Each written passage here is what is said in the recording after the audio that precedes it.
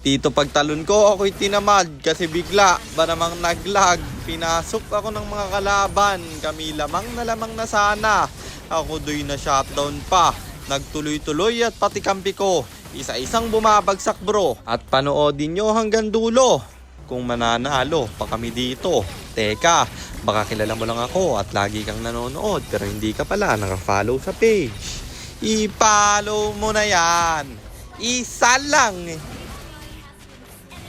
Hi guys, nandito na tayo sa 601st day ng 1 game per day. And ang standing natin bago yung game na to ay 508, 92, 508 wins and 92 losses. At dito wala akong maaya kaya sumabit na lang ako sa group chat at gold lane nang naging role ko. I-retail na tayo dito. Ito kasi yung comfort pick ko ngayong season guys sa gold lane. So ayon, nandito na tayo sa pang-600 at isang araw ng isang game kada araw. Digmaan na!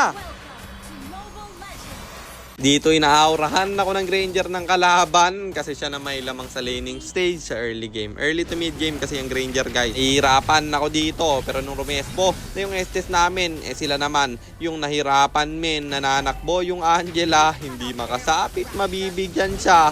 Patay si tropa, sabay diretso. Dito sa Arlot kasi ang lalim niya, sobrang tapang man, next laner na punta.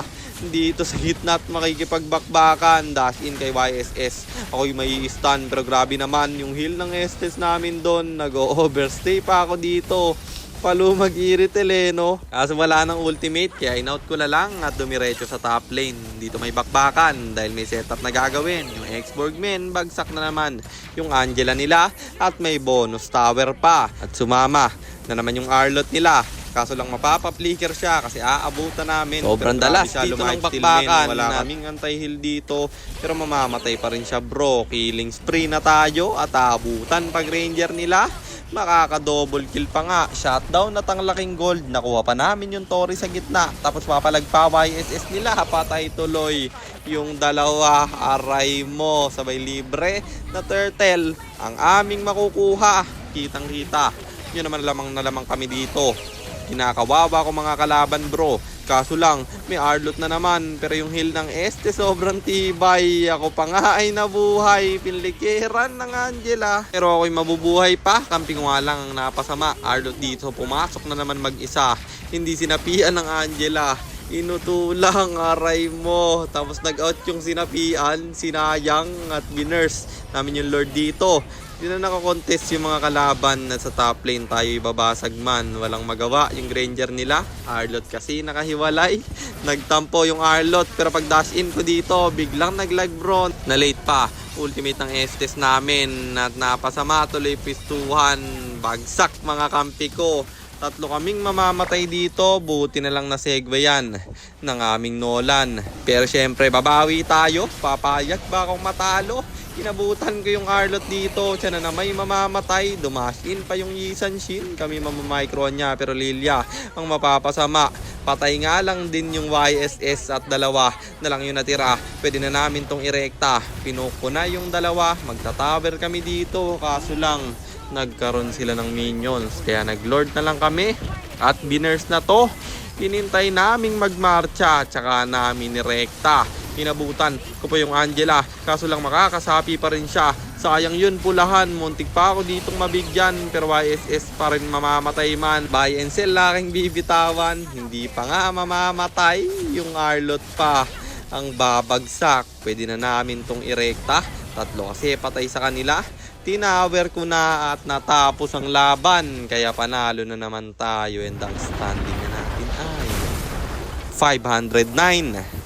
92, 509 wins and 92 losses. At Legend 3, 1 star na tayo. 16 win streak na rin. Kaya 92 na lang. May higitan na natin yung 107 win streak ko.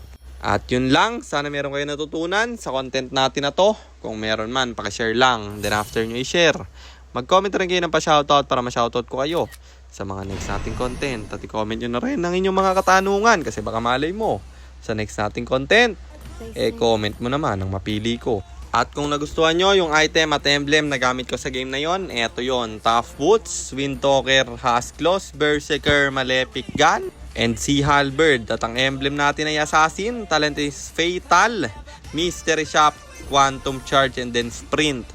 Bargain Hunter pala yun guys, hindi na Mystery Shop. At yun lang, kung gusto nyo namang magpapilot ng ML account, mag-PM lang kayo, nagre-reply ako. At syempre, may bayad yon. Kahit hanggang anong rank pwede nyo ipapilot, kahit anong hero pwede nyo ipaspam basta may additional payment pag magpapaspam kayo ng hero. At yun lang guys, sana nag-enjoy kayo sa content natin na to. At shoutout sa iyo Dong Kyoshi, kay Royce Adrian Alcaraz at kay Lenuj Villanueva Pugoy. Maraming salamat sa inyong suporta. Ingat kayo palagi. God bless. Paalam.